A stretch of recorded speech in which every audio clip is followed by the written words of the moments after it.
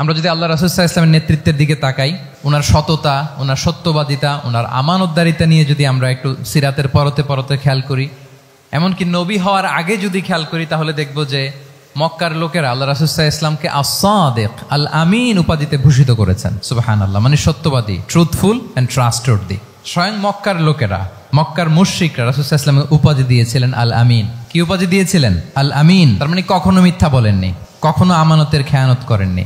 যখন আয়াত নাজিল হলো ওয়া আনজির আশিরাতাকাল আকরাবিন, হে নবী আপনি আপনার নিকট আত্মীয়দেরকে সতর্ক করুন জাহান্নামের আযাবের, তিনি সাফা পাহাড়ের চূড়ায় উঠে গেলেন, ডাকতে আরম্ভ করলেন, ও মক্কার লোকেরা, ও আমার আত্মীয়রা, আমি যদি বলি এই পাহাড়ের পেছনে একদল ঘোড় সাওয়ার সশস্ত্র ব্যাটালিয়ন তোমাদেরকে এখনই অ্যাটাক করবে, তোমরা কি বিশ্বাস করবে? আকুনতুম মুসাদ্দিকিয়া, আমার কথা বিশ্বাস করবে?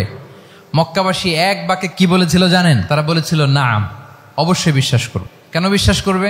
বলে যে মা জাররাবনা আলাইকা ইল্লা সিদকা, we have never ever experienced a single lie from you in our life. আমরা জীবনে কোনোদিন তোমার মিথ্যা বলতে শুনি নাই। আল্লাহু আকবার। কি নিঃসংকোচ স্বীকৃতি এলাকার লোকদের। এইটা আমাদের সমাজে অনেক বড় ক্রাইসিস, আমানতদারিতা, ট্রাস্টওয়ার্দিনেস। সো এখান থেকে আমাদের শিখতে হবে, অনেক কিছু রিভাইজ করতে হবে আমাদেরকে।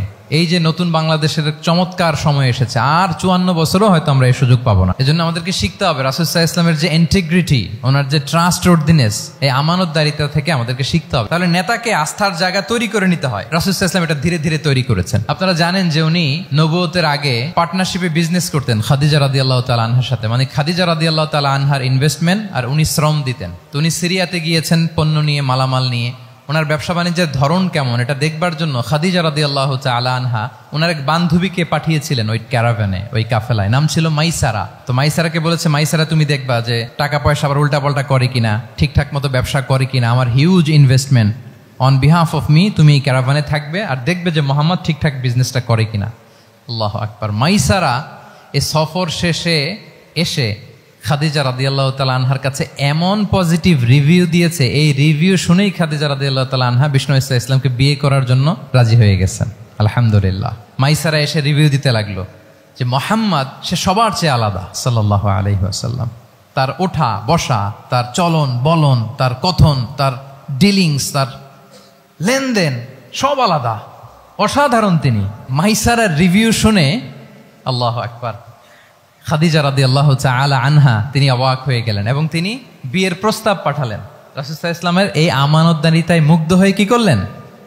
বিয়ের প্রস্তাব পাঠালেন। তাহলে কি পরিমাণে ট্রাস্টওয়ার্দিনেস ওনার ছিল। আরো মজার ব্যাপার হচ্ছে, মক্কার কুরাইশরা, মক্কার লোকেরা রাসূল সাল্লাল্লাহু আলাইহি ওয়াসাল্লামের কাছে এসে আমানতের সম্পদ গচ্ছিত রাখতো। আবু জাহেলের কাছে রাখতো না, উতবা, শাইবা, ওয়ালিদ ইবনে মুগিরা কারো কাছে রাখতো না। খেয়াল করে দেখেন, দল করে আবু জাহেলের, দল করে কার?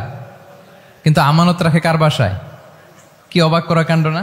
কর্মী হচ্ছে আবু জাহেলের, কিন্তু আমানতের সম্পদ রাখে কার কাছে? মুহাম্মদ সাল্লাল্লাহু আলাইহি ওয়াসাল্লামের বাসায়। রাসূল সাল্লাল্লাহু আলাইহি ওয়াসাল্লাম যেদিন হিজরত করবেন, উনি সাইয়েদনা আলী রাদিয়াল্লাহু তাআলা আনহুকে অ্যাসাইন করে গিয়েছেন যে আলী তুমি থাকো, তুমি কয়েকদিন পরে মদিনায় হিজরতে যাবা, আমার কাছে যত আমানতের সম্পদ আছে এগুলো তুমি আগে বিলি করে তারপরে যাবে। রাসূল সাল্লাল্লাহু আবু বকর রাদিয়াল্লাহু তাআলা আনহুকে নিয়ে চলে গেলেন।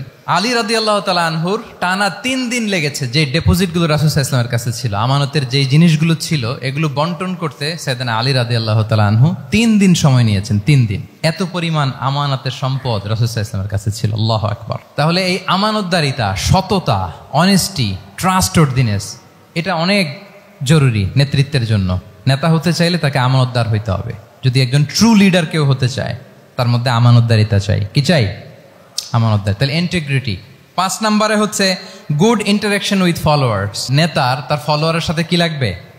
ভালো ইন্টারাকশন লাগবে, সুন্দর একটা সম্পর্ক লাগবে, ভালো বোঝাপড়া চাই। একজন ভালো নেতৃত্বের বৈশিষ্ট্য হচ্ছে নেতা তার ফলোয়ারের সাথে কি করবে? ইন্টারেক্ট করবে। এখানেই বস আর লিডারের মধ্যে পার্থক্য। বস কি করে? অর্ডার করে শুধু। বসের কাজ হচ্ছে এই ডুজ অ্যান্ড ডোন্টস বলে দেয়, এইটা করা যাবে, ওইটা করা যাবে, মানে অর্ডার করে, ডিরেক্ট করে। কিন্তু লিডার কি করে? গাইড করে, মেন্টরিং করে, ইন্সপায়ার করে, মোটিভেট করে। So here is the difference between leader and boss. তাহলে বসই হওয়া যাবে না। নেতা হইতে চাইলে বসই হওয়া যাবে না। You have to interact with your followers. আপনার ফলোয়ারের সাথে ইন্টারাকশন লাগবে, তবেই আপনি নেতা। আমরা দেখি রাসূল সাল্লাল্লাহু আলাইহি ওয়াসাল্লামের কেমন ইন্টারাকশন ছিল। রাসূল সাল্লাল্লাহু আলাইহি ওয়াসাল্লাম যে কোনো বড় ডিসিশনে সাহাবাদের সাথে কনসালটেশন করতেন, পরামর্শ করতেন, তারপরে সিদ্ধান্ত নিতেন। ওয়াশাবিরহুম ফিল আমর, এই আয়াতের ভিত্তিতে তিনি সবার সাথে কি করে নিতেন? সাহাবাদের সাথে পরামর্শ করে নিতেন। আপনারা দ্বিতীয় হিজরির যে বদরের যুদ্ধের কথা জানেন, বদরের প্রান্তরটা মদিনা থেকে প্রায় 130 কিলো দক্ষিণ পশ্চিমে। তো ওখানে গেলেন মদিনা থেকে তিনি। যাওয়ার পরে এক জায়গায় তিনি সেনা ক্যাম্প স্থাপন করলেন। স্থাপন করার পরে হাব্বাব ইবনুল মুনজির রাদিয়াল্লাহু তাআলা আনহু তিনি জিজ্ঞেস করলেন, ইয়া রাসূলুল্লাহ, এই যে আপনি এই জায়গায় বদরের প্রান্তরে সেনা শিবির স্থাপন করলেন, সেনা ক্যাম্প স্থাপন করলেন, এটা কি আল্লাহর দেখিয়ে দেয়া কোনো জায়গা নাকি আপনার ইচ্ছায়? তিনি বললেন, আমানজিলান আনসালাকাল্লাহু লাইসা লানা আন নাতাকদ্দামাহু ওয়ালা নাতাআখারা আনহু। এটা কি একেবারে ফিক্সড আল্লাহর পক্ষ থেকে ওহী যে এখানেই শিবির স্থাপন করতে হবে, নাকি আমহুয়ার রায়ু ওয়াল হারবু ওয়াল মাকিদা, নাকি এটা যুদ্ধের কৌশল হিসেবে আপনি নিজ থেকে করেছেন? রাসূল সাল্লাল্লাহু আলাইহি ওয়াসাল্লাম বললেন, না, এটা কোনো ওহী না, আমার কাছে মনে হয়েছে, আমার যে অ্যানালিসিস, আমার মনে হয়েছে বদরের যুদ্ধে এখানেই আমাদের পজিশনিংটা হইলে ভালো হয়। হাব্বাব ইবনে মুনজির রাদিয়াল্লাহু তাআলা আনহু বলেন, না, ইদান লাইসা হাযা বিমানসিল ইয়া রাসূলুল্লাহ, তাহলে এইখানে যদি আপনার নিজ থেকে আপনি এটা ডিসাইড করেন, আমি আপনার অনুমতিক্রমে বলতে চাই ইয়া রাসূলুল্লাহ, এটা সুন্দর জায়গা হয়নি। সুন্দর জায়গা হয়নি? তাহলে কোথায়? হাব্বাব বললেন, ওইখানে, ওই যে বদরের একটা কুয়া আছে, এখানে পানির সোর্স আছে, আমরা যদি ওইখানে একটা ব্লকেট দিয়ে দাঁড়াতে পারি, তাহলে কোরাইশরা এসে আর পানি খেতে পারবে না, ওরা পানি না খেয়েই মরবে, যুদ্ধেও মরবে, পানির অভাবেও মরবে। আল্লাহু আকবার। এক মুহূর্ত দেরি করলেন না রাসূল সাল্লাল্লাহু আলাইহি ওয়াসাল্লাম। এই অপিনিয়ন পাওয়ার সাথে সাথেই বললেন, এই সেনা ক্যাম্প এখান থেকে উঠে হাব্বাব যেখানে বলেছে ওইখানে যে সেনা শিবির স্থাপন করো। এক সেকেন্ডও দেরি করেন নাই। তাহলে কোনো ইগোইস্টিক ঝামেলা ছিল না, ভেরি অ্যাকোমোডেটিভ ছিলেন রাসূল সাল্লাল্লাহু আলাইহি ওয়াসাল্লাম। আমরা অনেক সময় নতুন কোনো কথা শুনলে, কোনো রিফর্ম শুনলে, শ্রোতাদের মধ্যে থেকে কিছু একটা শুনলে আটকে উঠি, চেঞ্জ করতে চাই না, রিজিড হয়ে থাকে। এই রিজিডিটি রাসূল সাল্লাল্লাহু আলাইহি ওয়াসাল্লামের মধ্যে ছিল না, ভেরি অ্যাকোমোডেটিভ ছিলেন, ইজিলি ওপেন আপ করতে পারতেন। মুহূর্তেই বলেন, ঠিক আছে, আমি যেখানে করেছি আসলে ঠিক হয়নি, হাব্বাব যেখানে বলেছে সবাই ওখানে যে সেনা ক্যাম্প স্থাপন করো। আল্লাহু আকবার। উনি চাইলে বলতে পারতেন, এই হাব্বাব, তুমি কি আমার চেয়ে বেশি বুঝো? আমি তো নবী, তুমি আমার উম্মাহ, আমার কাছে ওহী আসে। কোনো ধরনের আর্গুমেন্টে না যে সরাসরি রাসূল সাল্লাল্লাহু আলাইহি ওয়াসাল্লাম এটাকে মেনে নিলেন। আল্লাহু আকবার। তাহলে এই যে ইন্টারাকশন, দেখেন কত চমৎকার ইন্টারাকশন ছিল সাহাবীদের সাথে রাসূলুল্লাহ সাল্লাল্লাহু আলাইহি ওয়া আলিহি ওয়াসাল্লাম। তাহলে good interaction with your followers, এটা জরুরি। আমরা যদি খন্দকের ঘটনা দেখি, খন্দকের যে পরীক্ষা খনন করা হয়েছিল, এটা কিন্তু কোনো মদিনার বা মক্কার কোনো আরাবিয়ান সাহাবাদের কাছ থেকে এই পরামর্শ আসেনি। এসেছে কার কাছ থেকে? সালমান আল ফারিসি। বাড়ি কই? সেই ইরান, ইয়ামান না, ইরানে। উনি হি ওয়াজ পার্সিয়ান, উনি ইরান থেকে আসছে। তাহলে ইজিলি তিনি সাহাবীদের কাছ থেকে চমৎকার অপিনিয়ন আসলে সেটাকে পিক করতেন এবং তাদের সাথে চমৎকার ইন্টারাকশন ছিল।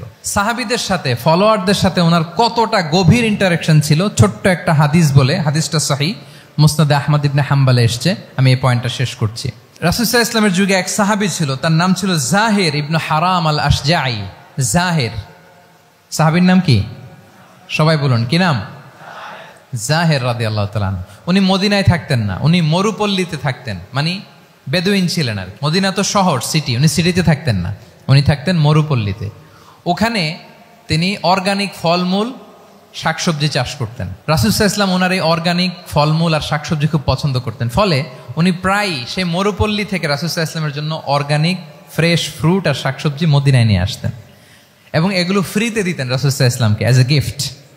উপহার হিসেবে রাসূল সাল্লাল্লাহু আলাইহি ওয়াসাল্লামকে মরুপল্লী থেকে চাষ করে আনা ফলমূল শাকসবজি দিতেন, আর কিছু শাকসবজি ফলমূল তিনি মদিনার বাজারে বিক্রি করতেন। তো একবার তিনি এসে রাসূল সাল্লাল্লাহু আলাইহি ওয়াসাল্লামকে অর্গানিক এই ফ্রুটগুলো দিয়ে বাকিগুলো মদিনার বাজারে বিক্রি করতেছেন।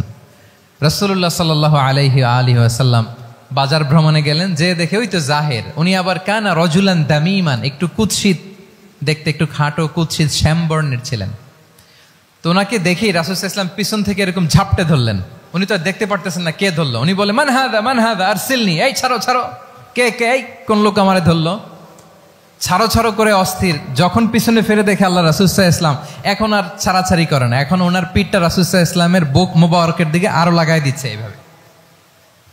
সুবহানাল্লাহ। এতক্ষণ বলে, এই কে, ছাড়ো ছাড়ো। যখন দেখে রাসূল সাল্লাল্লাহু আলাইহি ওয়াসাল্লাম এখন আর তাড়াহুড়ো করতেছে না, এখন ওনার পিঠটা রাসূল সাল্লাল্লাহু আলাইহি ওয়াসাল্লামের বুক মোবারকের সাথে আরো ঠেলে দিচ্ছে। রাসূল সাল্লাল্লাহু আলাইহি ওয়াসাল্লাম এবার মজার ছলে বললেন, মাইয়াশতারি হাযাল আব, ফান করে বলতেছেন, এই একটা দাস আছে আমার কাছে, এই লোকটারে কে কিনবে, আমি বেচবো। জাহির রাদিয়াল্লাহু তাআলা আনহু বলেন, ইয়া রাসূলুল্লাহ ইদান ওয়াল্লাহি তাজিদুনি কাসিদান, আমি কালো মানুষ, আমি সস্তা মানুষ, আমারে বেচলে বেশি দাম পাবেন না আপনি। আমি তো সস্তা মানুষ ইয়া রাসূলুল্লাহ। রাসূল সাল্লাল্লাহু আলাইহি ওয়াসাল্লাম বললেন, আনতা লাস্তা ইনদাল্লাহি কাসিদ ইয়া জাহির। হে জাহির, তুমি আল্লাহর কাছে সস্তা নও। আনতা ইনদাল্লাহি গালি, তুমি আল্লাহর কাছে বড্ড দামি। তোমার স্কিন ব্রাইট কালার না, তুমি কুৎসিত। তুমি দুনিয়াতে সস্তা হতে পারো, কিন্তু আমার আল্লাহর দরবারে তুমি কভু সস্তা নও। আনতা ইনদাল্লাহি গালি, আল্লাহর কাছে তুমি বড্ড দামি। দেখেন ইন্টারেকশন কোন মাত্রায় গেলে পিছন থেকে যে এরকম হাক করা যায়, ঝাপটে ধরা যায় এক সাহাবীকে। সুবহানাল্লাহ বিহামদি। এরকম গুড ইন্টারেকশন ছিল। অনেক অনেক ভুরি ভুরি সিরাতের পরতে পরতে আপনারা পাবেন যে রাসূল সাল্লাল্লাহু আলাইহি ওয়াসাল্লামের সাথে সাহাবাদের ইন্টারেকশন কত চমৎকার ছিল। 6 নম্বরে হচ্ছে কারেজ, সাহসিকতা। নেতা হইতে হইলে সাহস লাগবে না? নেতারে বাঁচানোর জন্য কর্মীরা দৌড়াইতেছে সামনে, নেতা যদি ছোটে পেছনে, তাহলে হবে? তাহলে তো তাকে নেতা বলা যায় না। কি বলেন? নেতার তো হি শুড বি কারেজাস, তার সাহসী হইতে হবে, দুর্দান্ত সাহস থাকতে হবে তার। রাসূল সাল্লাল্লাহু আলাইহি ওয়াসাল্লামের এরকম দুর্দান্ত সাহস ছিল, অত্যন্ত সাহসিকতার অধিকারী তিনি ছিলেন। এবং এই লিডারশিপ ট্রেটটা খুবই জরুরি, এটাকে বলে মাদার স্কিল। কারেজি যে মাদার স্কিল, এটাই সব। এই হিম্মত লাগবে। আর রাজুলু যু হিম্মা ইউহিল উম্মা, যার হিম্মত আছে সেই জাতিকে জাগাতে পারে, ঠিক কিনা? এই যে আমাদের কাছে তো উদাহরণ একেবারে হাতের কাছেই, এই যে 5 আগস্টে, এই যে জুলাই আপরাইজিং, যদি কারেজ না থাকতো আমাদের তরুণদের, আমাদের জেনজিদের, তাহলে এই পরিবর্তনকে আমরা দেখতে পেতাম না। আমি গল্প শুনছিলাম যে এই চট্টগ্রাম বিশ্ববিদ্যালয় থেকে 2 জন শহীদ হয়েছে। আল্লাহ তাদের কবরগুলোকে তুমি জান্নাতে টুকরা বানিয়ে দাও। এই যে আমাদের তরুণরা তাজা রক্ত দিয়ে একটা চেঞ্জ এনেছে, পরিবর্তন, এটা তো কারেজ, তাদের সাহসিকতার বহিঃপ্রকাশ, ঠিক কিনা? এটা লাগবে। কেউ যদি লিড দিতে চায়, লিডার হতে চায়, তার এটা লাগবে, মাস্ট। রাসূল সাল্লাল্লাহু আলাইহি ওয়াসাল্লাম অত্যন্ত সাহসী ছিলেন। 2-1টা উদাহরণ আমরা সিরাত থেকে দেখি। একবার মদিনাতে রাত্রিবেলা বিকট একটা আওয়াজ হলো, বিকট এত আওয়াজ, সবাই ঘুম থেকে জেগে গেল। ঘুম থেকে জেগে সবাই হতভম্ব, কিরে এত আওয়াজ তো মদিনাতে কখনো শুনি না। ঘটনা কি? কেউ ঘোড়া নিয়ে, কেউ উট নিয়ে, কেউ খচ্চর নিয়ে, কেউ এমনি খালি পায়ে ছুটতে আরম্ভ করলো আওয়াজের দিকে, দেখি যাই কোথায় কি হলো। সবাই ছুটতে ছুটতে মাঝপথে যেয়ে দেখে রাসূল সাল্লাল্লাহু আলাইহি ওয়াসাল্লাম আওয়াজ কোথায় হয়েছে, কোত্থেকে হয়েছে দেখে ফিরে আসতেছে, আর বলতেছে লান তুরাউ লান তুরাউ, ডোন্ট ওয়ারি ডোন্ট ওয়ারি, আরে ভয় নাই ভয় নাই, দেখে আসছি আমি, আল্লাহু আকবার, ভয় নাই আমি দেখে আসছি, এভরিথিং ইজ ফাইন দেয়ার, সব ঠিক আছে, যাও ফিরো ফিরো মদিনায় ফিরো। সবাই ভয় পেয়ে ঘোড়া টোরা ওট হাঁকিয়ে ছুটতে আরম্ভ করছে। অনেক দূর যাওয়ার পরে দেখে রাসূল সাল্লাল্লাহু আলাইহি ওয়াসাল্লাম আবু তালহা রাদিয়াল্লাহু তাআলা আনহুর একটা খুবই ক্ষিপ্ত ঘোড়া নিয়ে উনি দেখে ভিজিট করে ফিরে আসতেছেন।